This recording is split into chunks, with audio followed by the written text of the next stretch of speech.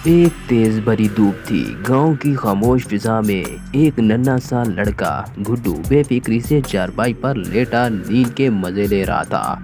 मुंह खुला हुआ था, मक्खियां मंडला रही थी।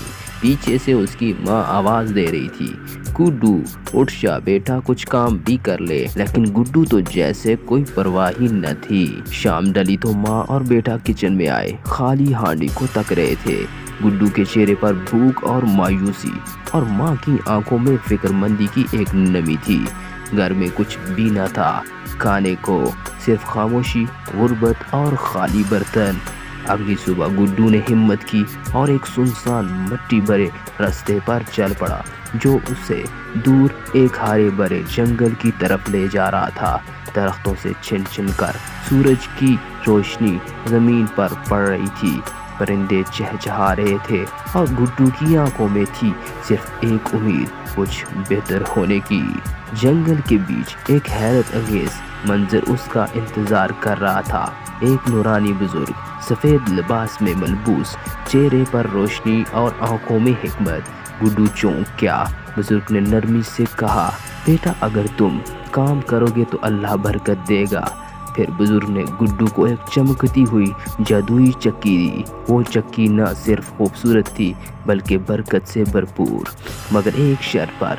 ये सिर्फ उनके लिए काम करेगी जो सुस्ती छोड़कर मेहनत करेंगे। घर आते ही गुड्डू चक्की के सामने बैठ गया, मुस्कुरा कर बोला, चक्की पुलाव बना दो। लेकिन चक्की खामोश रही, न रोशनी न हरकत।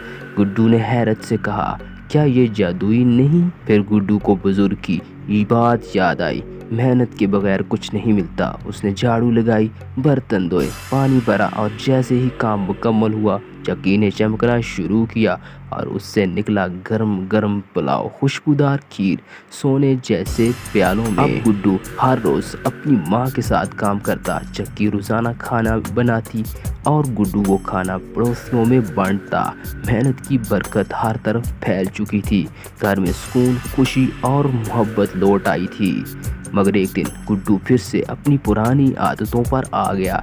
चक्की के सामने लेट गया, काम छोड़ दिया और चक्की बस बंद हो गई। न चमक न हरकत।